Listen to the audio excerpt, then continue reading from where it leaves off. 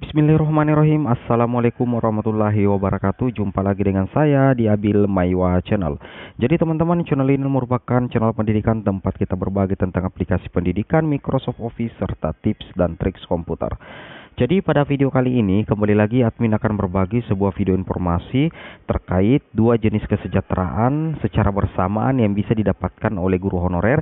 Tentunya ada kunci yang harus teman-teman tembus. Di sini ada dua skema resmi untuk mendapatkan kesejahteraan untuk guru honorer.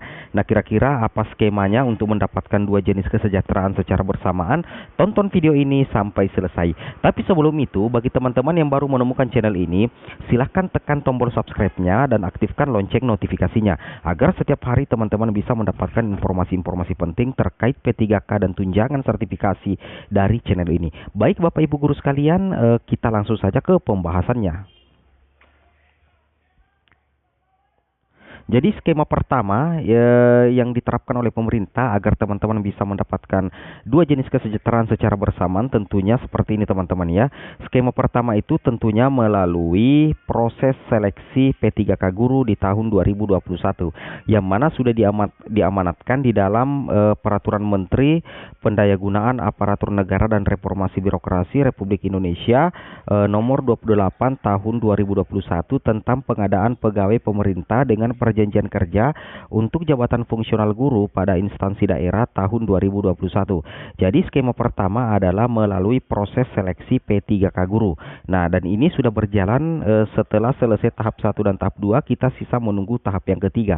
Di sini skemanya yaitu yang pertama adalah pemerintah memberikan 3 kali kesempatan untuk ujian guru honorer. Nah, yang pertama itu adalah tahap pertama. Ketika teman-teman tidak lolos di tahap pertama, maka teman-teman akan mengikuti tahap yang kedua. Nah, ketika teman-teman tidak lolos di tahap kedua, maka tentunya teman-teman akan mengikuti tahap ketiga. Nah, ketika teman-teman lolos passing grade namun tidak lolos formasi, maka akan ada namanya optimalisasi formasi. Nah, kunci pertama yang harus teman-teman pegang adalah bagaimana caranya teman-teman agar bisa istilahnya lolos menjadi ASN P3K, baik itu di tahap pertama, kedua, dan ketiga.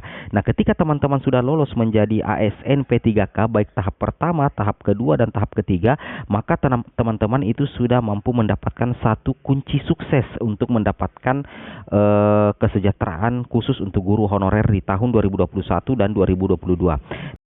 Nah, ini lebih lanjut lagi teman-teman ya.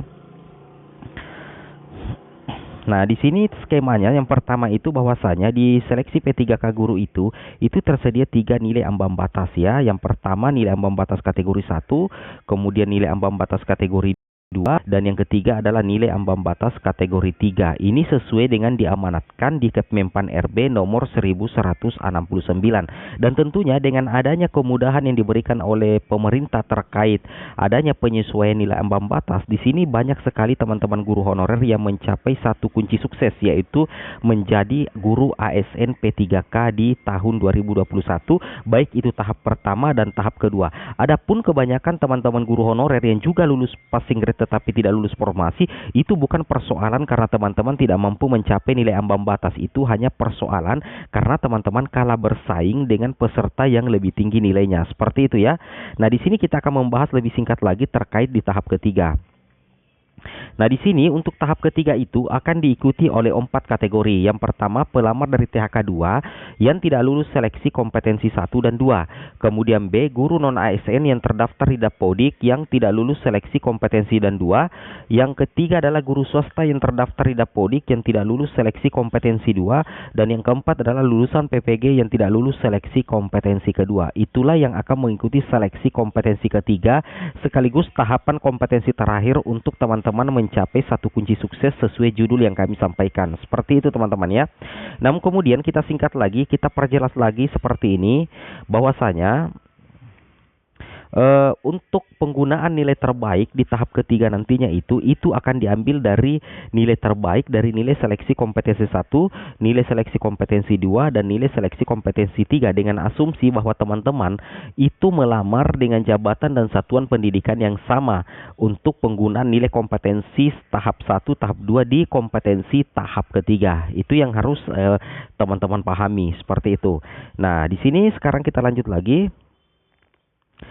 Nah, di sini dikatakan bahwasanya nilai seleksi kompetensi 1 sebagaimana dimaksud pada ayat 2 hanya dapat digunakan jika A. memenuhi nilai ambang batas dan B. pada seleksi kompetensi ketiga pelamar memilih jabatan dan bentuk satuan pendidikan yang sama dengan seleksi kompetensi 1. Jadi intinya bahwasanya nilai seleksi kompetensi 1 dan 2 dapat digunakan pada seleksi kompetensi ketiga apabila pelamar memilih jabatan dan satuan pendidikan yang sama dengan seleksi kompetensi yang pertama. Seperti itu ya. Nah, kemudian kita lanjut lagi. Di sini dalam hal pelamar memiliki nilai akhir yang sama, maka penentuan kelulusan akhir secara berurutan didasarkan pada nilai kompetensi teknis yang paling tinggi. Jika nilai sebagaimana dimaksud dalam huruf A masih sama, maka penentuan kelulusan akhir didasarkan pada nilai kumulatif kompetensi manajerial dan sosiokultural yang paling tinggi. C. Jika nilai sebagaimana dimaksud dalam huruf B masih sama, maka penentuan kelulusan akhir didasarkan pada nilai wawancara yang paling tinggi. Dan D. Jika nilai sebagaimana dimaksud dalam huruf C masih sama, maka penentuan kelulusan akhir didasarkan pada usia yang paling tinggi. Itu jika nantinya di tahap ketiga teman-teman memiliki nilai akhir yang sama dengan pesaing-pesaing teman-teman. Maka ada 4 kriteria untuk menentukan kelulusan jika nilai akhir sama berdasarkan Permenpan RB nomor 28 tahun 2021. Seperti itu teman-teman ya. Nah, kemudian setelah teman-teman mengikuti seleksi kompetensi tahap ketiga dan masih tidak lulus juga tetapi lulus passing grade, maka masih ada satu tahapan lagi yang bisa meloloskan teman-teman menjadi ASN P3K di tahap ketiga, yaitu melalui optimalisasi formasi. Yang mana di tahap optimalisasi formasi itu ada 3 syarat utama teman-teman ya. Yang pertama memenuhi nilai ambang batas dan berperingkat terbaik. Yang kedua adalah jabatan yang akan diisi adalah jabatan yang belum terpenuhi pada bentuk satuan pendidikan lain yang sama dengan jabatan dan bentuk satuan pendidikan dipilih pelamar pada seleksi kompetensi 3. Dan yang ketiga adalah bentuk satuan pendidikan yang akan diisi berada dalam satu wilayah kewenangan penyelenggaraan pendidikan. Nah, ketika teman-teman berhasil lolos di tahap ketiga, baik melalui tahapan seleksi tahap ketiga dan atau melalui tahapan optimalisasi teman-teman menjadi ASN P3K, maka secara otomatis satu kesejahteraan teman-teman sudah bisa dapatkan melalui skema pertama, yaitu skema P3K yang disiapkan oleh pemerintah. Nah, kemudian bagaimana sih Bang untuk skema yang keduanya untuk mendapatkan 2 kesejahteraan secara bersamaan? Nah, skema kedua ini bakalan berlanjut apabila teman-teman mampu mencapai skema yang pertama. Saya ulangi, skema kedua ini akan berlanjut ketika teman-teman mampu mencapai skema yang pertama.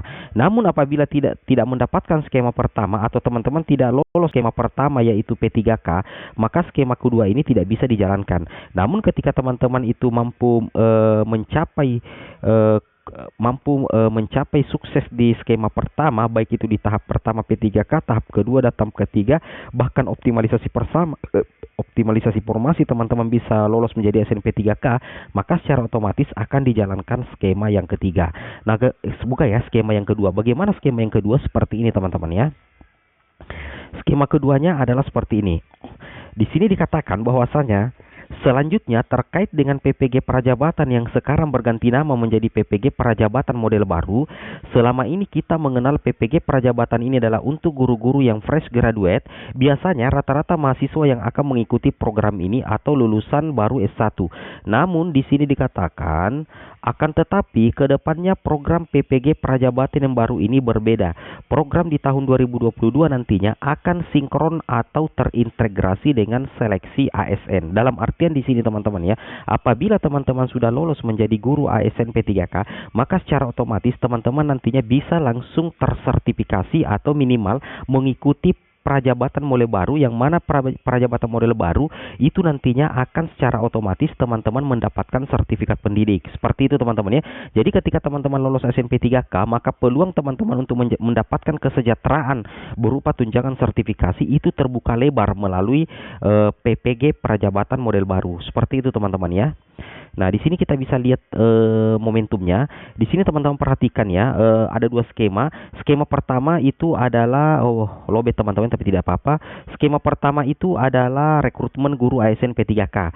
Kemudian ketika teman-teman lolos menjadi guru ASN P3K, maka kita lanjut ke skema kesejahteraan yang kedua, yaitu PPG Prajabatan. Di sini dikatakan bahwasanya eh bahwasanya di sini untuk PPG Prajabatan itu teman-teman langsung tersertifikasi. Dalam artian kenapa? Kenapa teman-teman langsung tersertifikasi? Karena teman-teman sudah menjadi ASN P3K. Sedangkan untuk PPG Prajabatan model terbaru nantinya itu akan langsung terintegrasi di pada saat teman-teman mengikuti Latsar. Nah, di sini otomatis langsung tersertifikasi, berarti teman-teman sudah menjadi ASN P3K, kemudian teman-teman akan mendapatkan juga program sertifikasi dan teman-teman langsung tersertifikasi ya, secara otomatis teman-teman akan langsung mendapatkan tunjangan profesi. Sudah jadi ASN langsung tersertifikasi juga. Berarti secara otomatis teman-teman mendapatkan dua jenis kesejahteraan secara bersamaan.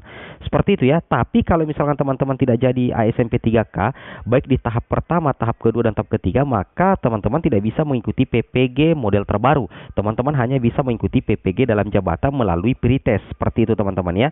Nah, di sini kita bisa lihat rencananya, perencanaan kebutuhan guru, kemudian pengajuan formasi, kemudian persetujuan guru, kemudian dilakukan seleksi ASN P3K. Setelah itu, setelah seleksi ASN guru, maka terjadi pengangkatan dan penempatan ASN guru. Nah, setelah pengangkatan dan penempatan ASN guru, maka langsung dilaksanakan pendidikan profesi guru, pendidikan calon ASN. Nah, kemudian setelah melaksanakan PPG Prajabatan model baru, maka kembali akan penugasan ASN guru sesuai penempatan. Kalau proses ini sudah dilalui, dua skema penting ini sudah dilalui oleh guru honorer, maka secara otomatis teman-teman guru honorer akan mendapatkan dua jenis kesejahteraan sekaligus.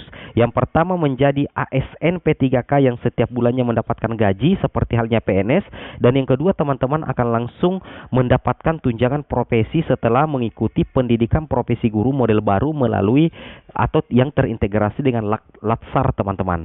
Seperti itu ya. Oke, baik, seperti ini saja informasinya, semoga jelas, dan kalau ada yang mau bertanya silahkan komen di kolom komentar. Assalamualaikum warahmatullahi wabarakatuh.